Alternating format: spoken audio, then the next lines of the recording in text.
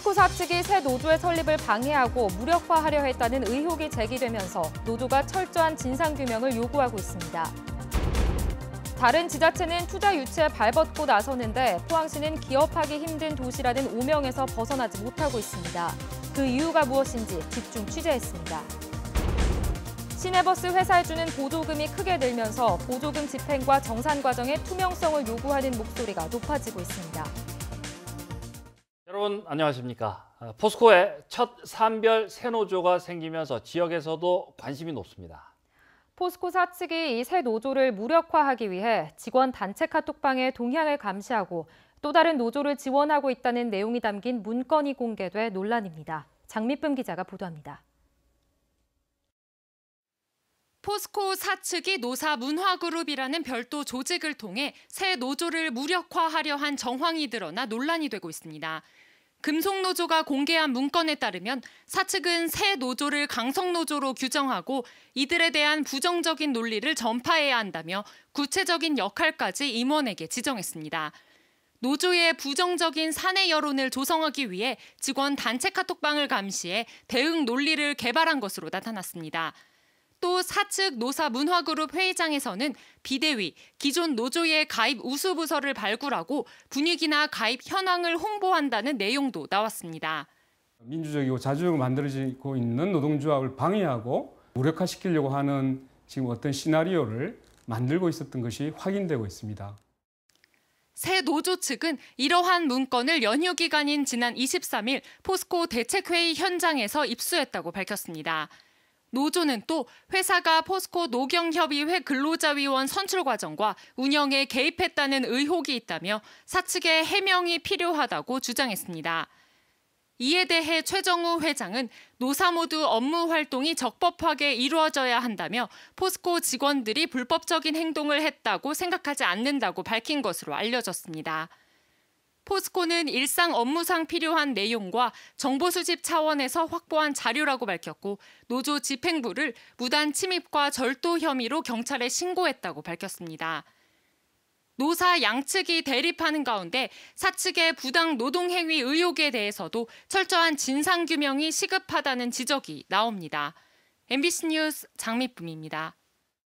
추석 연휴 5일간 경주를 찾은 관광객이 33만여 명에 이른 것으로 집계됐습니다. 동궁과 월지에 5만여 명이, 대릉원에 3만 3천여 명, 엑스포공원에 3만여 명이 찾았고 보문단지에도 20만 명이 찾아 숙박업소 평균 투숙률이 98%를 기록했습니다. 대다수 지자체가 기업 유치를 최우선 정책으로 삼고 있지만 포항은 투자하기 힘든 도시라는 오명을 얻어가고 있습니다. 민원만 생기면 인허가를 올스톱하다 보니 포항에서 사업하려면 소송부터 먼저 준비해야 할 지경입니다. 김기영 기자가 집중 취재했습니다. 포항시는 대잠 사거리 남쪽에 장례식장 건축을 불허했다가 행정소송 1, 2심에서 연거푸 패소한 뒤 지난달 대법원에 상고했습니다. 검찰 의견을 참고했다지만 행정소송을 상고까지 한 것은 이례적이어서 행정남용과 세금 낭비라는 견해도 있습니다. 상도지군의 노른자위 땅은 잡초밭으로 변해 있습니다. 포항시가 2014년 도시계획 인가 당시 대규모 점포와 아파트, 근린생활시설을 짓도록 고시해 아파트는 이미 완공됐습니다. 하지만 대형마트는 끝내 불허해 포항시가 승인한 행정행위조차 스스로 거스르고 말았습니다.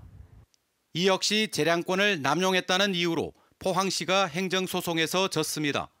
포항터미널 재개발 불허도 논란입니다. 33년 된 남노안 건물은 2년 전 종합안전평가 때 이용을 제한해야 하는 D등급을 받았고 이후 지진과 화재로 균열이 더 심해졌습니다. 터미널 측은 백화점과 호텔을 갖춘 복합환승센터 개발을 추진했습니다. 하지만 포항시는 대기업이 없다며 불허했고 영세한 터미널 측은 더 이상 버티지 못하고 매각을 추진 중인 것으로 알려졌습니다. 50만 지방도시, 촌도시 우습게 알고 달라든다. 용납을 할 수가 없다. 진정성 있는 투자 의지를 가지고 왔을 때 우리는 검토해 줄 수 있고 도와줄 수 있다. 현대백화점, 신라호텔 다 데리고 왔을 때도 포항시는 계속해서 일관적으로 반대를 했습니다. 근데 지금 와서 다시 그 백화점, 대기업 백화점을 데리고 오면 하겠다. 그거는 행정의 연속성이나 일관성이 없다고 보고. 환경 문제를 사전에 예측하지 못한 채 포항시가 투자 양해 각서부터 덜컥 체결해주는 바람에 불신과 논란을 자초한 사례도 있습니다. 포항시는 2016년 대기업 효성이 대주주로 참여한 바이오매스 발전 사업에 MOU를 체결하고 산업단지의 용도까지 변경해 줬습니다. 이후 주민들이 환경민원을 제기하며 반발하자 포항시는 태도를 돌변해 사업 철회를 종용하고 있습니다. 두호동 롯데마트 개설 반려권은 포항시가 소송에는 이겼지만 행정처리 과정에 큰 오점을 남겼습니다. 사업자가 전통시장 발전기금 100억 원 출연과 연간 200억 원 상당의 지역 농산물 판매를 제의했는데 이강덕 시장은 투자자에게 모욕적인 말로 거절해 신리와 포항시의 품격을 모두 잃었다는 지적을 받고 있습니다. 현재 포항에는 생산기지, 그리고 생산도시로서는 상당히 급이 높은데 지금 소비 기반이라든지 그리고 유통할 수 있는 어떤 그 기반이 좀 균형을 서로 이루지 못하고 있는 것 같습니다. 취재 중 만난 사업가들은 한결같이 포항에 투자하지 않겠다며 혀를 내두릅니다. 초대형 어떤 복합시설을 유치해가지고 오히려 인근 사람들이 포항으로 오게끔 만드는 그런 계획을 오히려 세워보고 싶은데 투자하려는 사람도 못하게 하니 이게 무슨 시정입니까? 비록 중소기업이어도 포항 투자자를 인정해줘야 하는데 포항시는 이들을 단순히 이익만 긁어가는 장사꾼으로 취급하고 있습니다. 시장이 민원 있는 것은 하지 마라고 한다면은 주민들을 만날 필요도 없고 골치 아픈 일을 할 이유가 하나도 없습니다. 그러다 보니까 지금 5년 동안 포항 시내 단 한 군데도 망치 소리가 나는 것이 없습니다. 정작 대기업은 포항에 관심도 없는데 포항시가 대기업 유치 타령만 하는 사이 인구는 유출되고 장사가 안 된다는 한숨 소리는 깊어지고 있습니다. MBC 뉴스 김기영입니다. 부실 시공 논란으로 입주민들이 반발했던 포항 자이아파트에 대해 포항시가 21일자로 사용을 승인했습니다.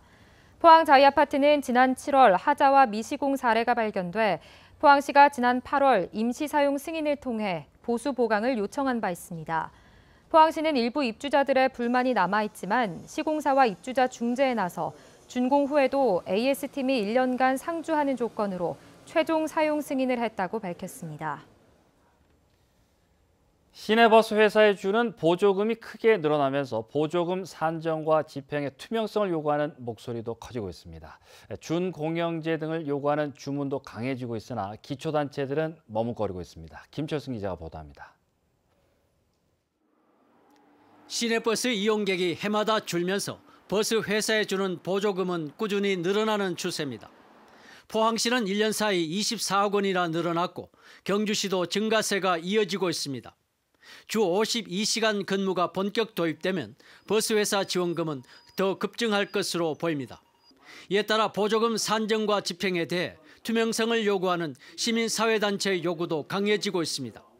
경주 지역 시민단체와 정당 등은 경주시가 해마다 외부 감사기관을 통해 회계 감사를 하고 있으나 원가 산정이 적절한지에 대해서는 의문이라며 검증할 수 있는 범사회적 합의기구 설치를 촉구했습니다. 특히 회사는 적자인데 회사 임원진은 억대 연봉을 받는다며 도덕적 해이라고 비판했습니다. 적자난 회사의 임원들의 임금이 그렇게 좀 거의 많이 받아가는 거는 저는 옳지 않다고 봅니다.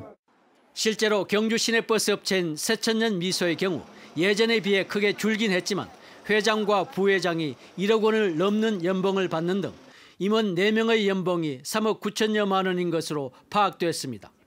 포항 시내버스 회사인 코리아와이드 임원 3명의 연봉도 해마다 늘어나서 시민들의 공감을 얻지 못하고 있습니다. 회사 측은 투자에 대한 최소한의 연봉이라면서도 재검토할 의향을 밝혔습니다. 계속 문제를 제기를 하니까 그거는 월급을 낮춰야 되겠죠. 수용할 의사가 있습니다. 예, 그거는 수용합니다. 회사 측은 또 보조금을 검증할 기구 설치와 공영제 도입 등에도 나설 의사가 있다고 밝혔습니다.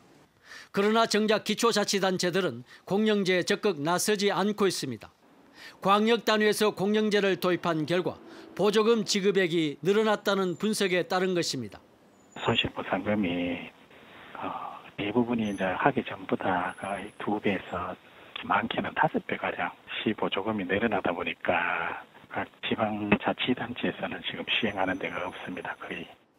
시내버스 보조금 지급액이 적절한지에 대한 의문이 커지는 만큼 이제는 기초자치단체를 넘어 도 단위에서 대책 수립에 적극 나서야 할 것입니다. MBC 뉴스 김철승입니다. 최근 5년간 대구 경북의 버스 택시 운전기사 가운데 73명이 범죄 행위 등으로 면허 취득 자격이 없는 부적격자였던 것으로 나타났습니다.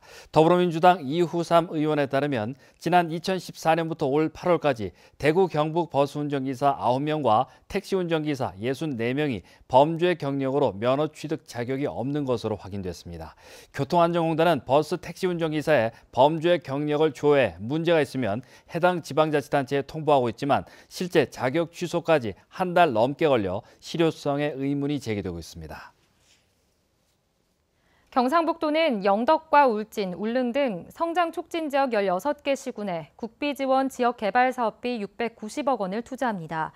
영덕은 고속도로와 해양 생태자원 간 연결도로, 주황산 탐방로 정비, 울진에는 현종산 풍력단지 진입로 개설, 울릉도는 와룩사 해안산책로 개선 사업 등이 추진됩니다. 경북 동해안은 오늘 구름 많은 가운데 낮 동안에도 제법 쌀쌀했습니다. 내일도 낮 동안 곳곳에 비가 내리면서 쌀쌀하겠습니다. 안수진 기상캐스터입니다. 아침 저녁으로 쌀쌀함이 더해지고 있습니다. 금요일인 내일은 작은 우산 하나 챙기셔야겠는데요. 경북 동해안으로는 구름 많은 가운데 낮 동안 곳곳에 빗방울이 떨어지겠습니다. 아침 기온은 13도에서 17도로 쌀쌀하게 출발하겠고 낮이 되면 대부분의 지역이 22도 안팎에 머물러 쌀쌀하겠습니다. 내일 새벽부터 아침까지 내륙 곳곳으로는 안개가 짙게 끼겠습니다. 교통안전에 유의하시기 바랍니다. 자세한 내일 날씨 알아보겠습니다. 내일 구름 많겠습니다. 아침 기온 13도에서 17도, 낮 기온은 21도에서 22도입니다. 울릉도와 독도에도 구름 많이 지나겠습니다. 아침 기온 울릉도 16도, 독도 19도, 낮이 되면 울릉도 20도, 독도 21도입니다. 동해상에도 구름 많은 가운데 동해 남부 먼바다에는 풍랑주의보가 내려졌습니다. 바다의 물결 동해 전해상에서 최고 3m까지 일겠습니다. 토요일에는 한 차례 비 예보가 들어있습니다. 10월로 들어서면서 대체로 맑은 날이 많겠고요. 점차 가을의 색이 짙어지겠습니다. 날씨였습니다. 경상북도가 오는 2022년까지 울릉도 독도에 국제관광자유지대 조성을 추진합니다. 울릉도 독도에 면세점과 카지노 등을 갖춘 글로벌 수준의 해상 복합 리조트를 조성하고 국제 크루즈도 유치하기로 했습니다. 이를 위해 울릉도 독도 국제관광자유지대 조성을 위한 특별법 제정을 정부에 건의하기로 했습니다. 농림축산식품부가 1조 500억 원에 이르는 각종 농업보조금을 추석 전에 조기 집행함에 따라서 포항시도 66억 원을 지급했습니다. 포항시의 쌀 직불금 해당 면적은 6,457헥타르로 11,000명에게 57억 원, 밭 직불금은 1,950헥타르로 5,000명에게 9억 원이 지급됐습니다. 12월에 지급하던 직불금이 올해 추석 전에 앞당겨 지급된 것은 유례 없는 폭염과 가뭄을 겪은 농업인들에게 도움을 주기 위한 조치입니다. 자유한국당 김정재 국회의원은 오늘 포항시청에서 기자간담회를 갖고 추석 민심을 반영한 정책 개발을 약속했습니다. 김 의원은 지진 재난 극복과 예산 확보에 여야가 따로 없다며 도시재생과 흥해 소규모 주택 정비 사업이 시행될 수 있도록 최선을 다하겠다고 밝혔습니다. 또 대구 경북 지역 예산이 크게 줄었지만 포항시 예산은 지난해에 비해 1,566억 원 늘었다며 예산 확보에도 노력하기로 했습니다. 대구 경북 지역 교정시설에 있는 수용자들의 의료 처우가 열악하다는 지적이 나왔습니다. 더불어민주당 백혜련 의원이 법무부로부터 제출받은 자료에 따르면 청송에 있는 경북 북부 2교도소는 의사가 한 명도 없고 대구와 안동교도소, 대구구치소도 의사가 정원보다 한 명씩 부족합니다. 여성 수용자 전용 병실도 대구교도소는 2개, 대구구치소는 1개뿐이어서 여성 수용자들의 의료 처우도 열악한 것으로 나타났습니다. 인공지능 활용기술 연구 등 미래 원자력기술 연구 개발에 지역대학이 적극 참여하고 있습니다. 동국대는 원전 해체 부지 잔류 방사능 측정을 위한 무선 계측 시스템 개발을 진행 중이고 포스텍은 방사성 폐기물 포장과 운반 용기 개발 등에 나서고 있습니다. 네, 이상으로 포항 MBC 뉴스데스크 마치겠습니다. 여러분 고맙습니다.